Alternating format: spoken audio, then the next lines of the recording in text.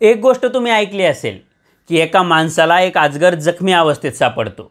मग तो माणूस त्या अजगराला घरी घेऊन येतो, त्याच्यावर उपचार करतो आणि काही दिवसात अजगर बरा होतो. या सगळ्या गोष्टींमुळे त्या माणसाचं त्या अजगरासोबत एक भावनिक नातं तयार होतं. त्यामुळं जेवताना असो किंवा झोपताना असो, प्रत्येक वेळी हा अजगर त्या माणसासोबतच राहतो. म्हणजे मांजर कुत्रा जसा पाळीव असतो तसा त्या माणसाचा अजगर हा पाळीव प्राणी बनतो. काही दिवसांनी अजगर हा जवळपास माणसाच्या आकाराचा होतो. पण अजगराची तब्येत पुन्हा एकदा खराब झाली असं त्या माणसाला वाटतं. कारण अजगर बरेच दिवस काही खात नाही आणि रात्री माणसाशेजारी ज्यावेळी झोपतो त्यावेळी स्वतःचं शरीर अगदी विचित्रपणे तो ताणतो. त्यामुळं माणसाला असं वाटतं की अजगराला काहीतरी त्रास होतोय. तो काही दिवस वाट पाहतो आणि अजगराला काहीतरी खाऊ घालण्याचा प्रयत्न करतो. पण अजगराची तब्येत काही केल्या बरी होत नाही. मग एक दिवस माणूस न राहून त्या अजगराला घेऊन प्राण्यांच्या डॉक्टरांकडे जातो आणि अजगराला नेमकं काय होतंय हे डॉक्टरांना सांगतो. हे सगळं ऐकून घेतल्यानंतर डॉक्टर त्याला सांगतो की अजगर तुला गिळण्याची पूर्वतयारी करतोय. म्हणजे तो उपाशी राहून स्वतःची भूक वाढवतोय आणि तुझ्या शेजारी झोपल्यानंतर स्वतःचं शरीर ताणून तू त्याच्या पोटात मावशील का नाही याचा तो अंदाज घेतोय. म्हणजे आपली गरज संपल्यानंतर अजगर त्याच्या स्वभावानुसार त्याला मदत केलेल्या माणसाला सुद्धा खाण्याचा प्रयत्न करतोय. हा अजगराचा गुणधर्म आहे. आणि असंच काहीसं भाजप सध्या एकनाथ शिंदेंसोबत करताना दिसते. मी काही महिन्यांपूर्वी एक व्हिडिओ बनवला होता, ज्या व्हिडिओमध्ये भाजप शिंदेंना गिळणारे हे मी तुम्हाला सांगितलं होतं. आणि माझं ते प्रेडिक्शन आता खरं होताना दिसतंय. मी माझं प्रेडिक्शन खरं होतं आहे असं का म्हणतोय? गेल्या काही दिवसात असं नेमकं काय घडलंय की ज्यामुळं माझं प्रेडिक्शन हे खरं ठरतंय असं मला वाटतंय? त्यामागचं माझं लॉजिक नेमकं काय आहे? या सगळ्या गोष्टींची चर्चा आपण आजच्या व्हिडिओमधून करणार आहोत. त्यामुळं हा व्हिडिओ शेवटपर्यंत पहा आणि भाजपा शिंदेंना गिळण्याचा प्रयत्न करते का या प्रश्नाचं उत्तर मला कमेंट बॉक्समध्ये नक्की सांगा. सोबतच तुम्ही जर अजूनपर्यंत लॉजिकल सिद्धांत आपल्या यूट्यूब चॅनलला सबस्क्राईब केलं नसेल तर आधी आपल्या चॅनलला तेवढं सबस्क्राईब करा. नमस्कार, मी सिद्धांत आणि लॉजिकल सिद्धांत आपल्या यूट्यूब चॅनलमध्ये तुमचं अगदी मनपूर्वक स्वागत आहे. या व्हिडिओच्या सुरुवातीला गेल्या काही दिवसामध्ये असं काय घडलंय की ज्यामुळं भाजप शिंदेंना गिळणारे हे माझं बाकीत खरं ठरतंय असं मी म्हणतोय? तर आधी त्या घटना नीटपणे समजून घेऊ आणि त्यानंतर हे सगळं का होतंय याची सुद्धा चर्चा करू. तर गेल्या काही महिन्यात पहिली घटना घडली ती अर्जुन खोतकरांच्या संदर्भात. अर्जुन खोतकर हे आर्थिक पाहणी समितीचे अध्यक्ष होते. या समितीचा धुळे शहराचा दौरा होता आणि या समितीचा दौरा सुरू असतानाच त्यांच्या पीएच्या रूममध्ये करोडोंची कॅश सापडली. पुढं त्या कॅशचं काय झालं ते माहिती नाही, पण काही दिवस ही बातमी मीडियामध्ये अगदी जोरदारपणे चालली.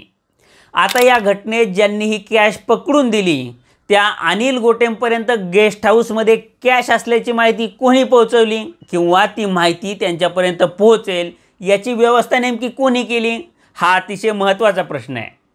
त्यानंतर आलं संजय राठोडांचं प्रकरण. सध्या संजय राठोड हे जलसंधारण मंत्री आहेत, पण जलसंधारण खात्यात मोठ्या प्रमाणावर पाणी मुरतंय अशी सगळीकडे चर्चा आहे.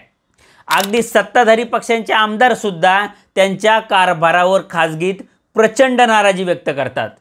आणि हे सगळं पाणी मुरत असल्यामुळंच देवेंद्र फडणवीसांनी जलसंधारण खात्याची जी सुधारित प्रशासकीय मान्यता आहे ती रद्द केली. एखाद्या खात्याची सुधारित प्रशासकीय मान्यता रद्द करणं ही खूप मोठी गोष्ट असते आणि मुख्यमंत्री ज्यावेळी प्रशासकीय मान्यता रद्द करतात तेव्हा त्या मंत्र्यावर मुख्यमंत्री प्रचंड नाराज आहेत याची ती पावती असते. या प्रकरणात एक विशेष बाब आपण लक्षात घेतली पाहिजे की या खात्यातला गैरव्यवहार हा कोणी दुसऱ्या व्यक्तीनं बाहेर काढलेला नाही आहे, तर फडणवीसांचे अतिशय विश्वासू असलेले आमदार संदीप जोशींनी हा मुद्दा लावून धरला आहे. त्यानंतर तिसरं प्रकरण बाहेर आलं ते शिवसेनेचे खासदार संदीपान भुमरेंचं. संदीपान भुमरेंनी निजामाची संबंधित असलेल्या सालार जंग घराण्याची 150 कोटी रुपयांची जमीन स्वतःच्या ड्रायव्हरच्या नावावर करून घेतली असं हे प्रकरण होतं. आणि ही जमीन विकत घेतलेली नाही आहे, तर तिचा हिबानामा करून घेतला आहे. आता हा हिबानामा काय असतं तर हिबानामा हे एक प्रकारचं बक्षीसपत्र असतं. म्हणजे अगदी मोक्याच्या ठिकाणी जिची आजची बाजारभावाची किंमत ही 150 कोटी रुपयांच्या घरात आहे, ती जमीन सालारजंग घराण्यानं भुमरेंच्या ड्रायव्हरला बक्षीस म्हणून दिली. आहे का नाही आश्चर्य? आता या प्रकरणात ही जमीन भुमरेंचीच आहे अशी शक्यता अनेक जण व्यक्त करतायत. या प्रकरणाची सुद्धा मीडियात प्रचंड चर्चा झाली. आता ही टीकेची राळ उठत असतानाच भुमरेंचं दुसरं एक प्रकरण बाहेर आलं. ते प्रकरण आहे एका मद्य विक्रीच्या परवान्याचं. काय आहे हे प्रकरण? तर आपल्याकडे एक म्हण आहे की सरकारी काम आणि 6 महिने थांब. पण राजकीय व्यक्तीचं काम जर असलं तर सरकारी काम हे 6 महिन्यात नाही तर 2 दिवसाच्या आत पूर्ण होतं. आणि असंच काहीसं संदीपान भुमरेंच्या भाऊजाईच्या नावावर जो मद्य परवाना काढला गेला आहे त्याच्या बाबतीत घडलं आहे. म्हणजे एकंदरीत 5 दिवसांच्या काळात मुंबईत हा मद्य परवाना काढला गेला आणि तो संभाजीनगरमध्ये ट्रान्सफरसुद्धा केला गेला. आता या परवान्याच्या प्रकरणावरून सुद्धा प्रचंड टीका होते. आता हे झाले 1-2 प्रकरण असलेले नेते. पण शिंदेंच्या शिवसेनेचे आणखी एक नेते आहेत की ज्यांच्या बाबतीत प्रकरणांची लढ लागली आहे. ते नेते आहेत संजय शिरसाट. मग संजय शिरसाटांच्या मुलाचं विट्स हॉटेलमध्ये गुंतवणूक करण्याचं प्रकरण असो, संभाजीनगरच्या जालना रोडला मार्केट रेटपेक्षा अतिशय किरकोळ दरानं घेतलेली जमीन असो, त्र्यंबकेश्वरला अशीच वाजवी भावापेक्षा अगदी कमी रेटने घेतलेली जमीन असो, MIDCमध्ये जी जमीन ट्रक टर्मिनलसाठी राखीव आहे त्या जमिनीवरचं आरक्षण उठवून ती जमीन मुलाच्या नावावर करून घेणं असो, किंवा वर्ग 2ची दलित समाजासाठी राखीव असलेली जमीन स्वतःच्या मुलाच्या नावावर करून घेणं असो, संजय शिरसाटांचे असे एक ना अनेक उद्योग गेल्या काही महिन्यांमध्ये कागदपत्रांसहित बाहेर आलेत. आता याबद्दल सुद्धा सरकारमधलंच कोणीतरी ही कागदपत्र लीक करतंय अशी चर्चा शिंदे गटाच्या वर्तुळात आहे. आता या संशयामध्ये भर पडली ती संजय शिरसाट यांना आलेल्या इन्कम टॅक्सच्या नोटिसीमुळं. आता संजय शिरसाट यांची संपत्ती 2019 ते 2024 या 5 वर्षाच्या काळात 3.5 कोटींवरून 35 कोटींवर गेली. याबद्दल इन्कम टॅक्सनं त्यांना नोटीस पाठवली. आता ईडी असो किंवा इन्कम टॅक्स असो यांच्या नोटिसा कशा पाठवल्या जातात हे मी तुम्हाला काही वेगळं सांगण्याची गरज नाही आहे. त्यामुळं ही नोटीस देवेंद्र फडणवीसांच्या मर्जीशिवाय गेलेली नाही आहे हे स्पष्ट आहे.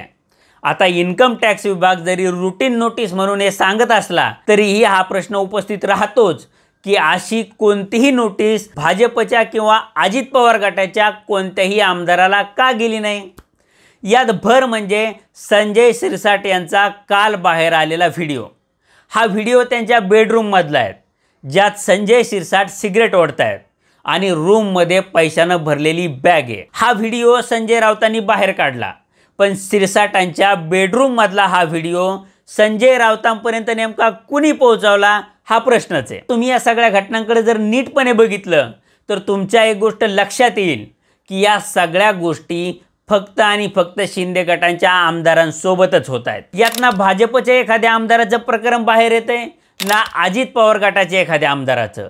त्यामुळं या सगळ्या गोष्टी एकनाथ शिंदे आणि त्यांच्या पक्षाला बदनाम करण्यासाठी जाणीवपूर्वकपणे बाहेर काढल्या जात आहेत अशी चर्चा राजकीय वर्तुळात होते. पण तुम्हाला प्रश्न पडेल की या सगळ्या घटना का घडून आणल्या जात आहेत, तर ते सुद्धा मी तुम्हाला सांगतो.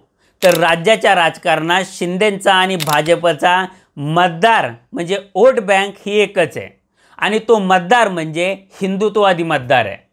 पण 2029च्या निवडणुकीत भाजपला कोणतीही दुसरी हिंदुत्ववादी ताकद राज्यात अस्तित्वातच ठेवायची नाही आहे.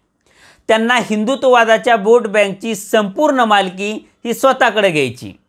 कारण हे सगळं केल्याशिवाय भाजपचं 16वर सत्तेत येण्याचं स्वप्न हे पूर्ण होणार नाही आहे. त्यामुळं अजित पवार हे सरकारमध्ये राहूनसुद्धा स्वतःची मतं राखण्याचा प्रयत्न करतायत. मग त्यांचं भोंग्यांच्या मुद्द्यावर चर्चा करून मुस्लिम वोट बँक आपल्यासोबत ठेवणं असो किंवा भुजबळांना साईडलाईन करून मराठा वोट बँक राखणं असो, म्हणजे भाजपसोबत सत्तेत राहूनसुद्धा ते आपली एक वेगळी वोट बँक राखताना दिसत आहेत. पण शिंदेंचं असं नाही आहे.